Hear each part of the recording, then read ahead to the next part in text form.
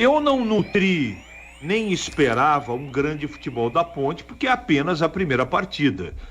O torcedor tem uma outra opinião, mas eu tenho o dever de entender certas situações. Por exemplo, o time fisicamente no segundo tempo arriou, como o Mirassol também. É início de projeto, é início de temporada. Então esse foi um dos principais adversários da Ponte hoje, a parte física. O time não conseguiu, jogou com intensidade até 30 do primeiro tempo.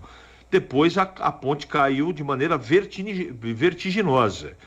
O técnico não mexeu no intervalo, falando em termos de opção, e logo a 10 minutos ele teve que mexer no segundo tempo, porque o meio campo dele estava mortinho. E terminou mortinho. Todos estavam mortinhos, todos, os 4. Felipinho, Amaral, Ramon Carvalho e Elvis. Se ele tivesse mais do que 5 substituições, com toda certeza, sobrou pro Felipinho ficar a partida toda praticamente, né? No meio campo, porque os outros 3 saíram. Não teve jeito, não suportaram. Mas a Ponte apresentou, em termos gerais, além do problema físico, os mesmos problemas que a gente já conhece. Primeiro, o goleiro da Ponte foi primordial no jogo. Se não fosse o Pedrão, por 2 vezes, ele fez 2 grandes defesas, um no primeiro tempo, outra no segundo tempo, a Ponte poderia ter conhecido uma derrota na sua primeira partida. O Elvis pouco participou. As laterais da Ponte têm muitos problemas. E hoje o miolo de zaga, principalmente no primeiro gol, também apresentou problema. Tudo dentro do esperado. É início de trabalho. Mas isso tem que ser corrigido. Aí na frente o Gé tá sozinho, né? O Iago participou um pouquinho e depois o Paul Vidiero, que a gente já conhece o repertório dele. Aliás, ele não tem repertório.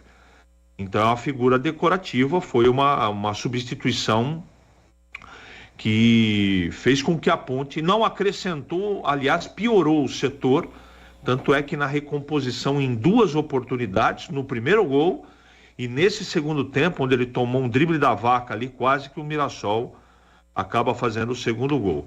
São situações que não são surpreendentes, porque, repito, a gente já conhece mais ou menos quais são os problemas, mas há necessidade de dar tempo para o Brigatti. O problema é que já tem jogo fora de casa quinta-feira contra o Santos.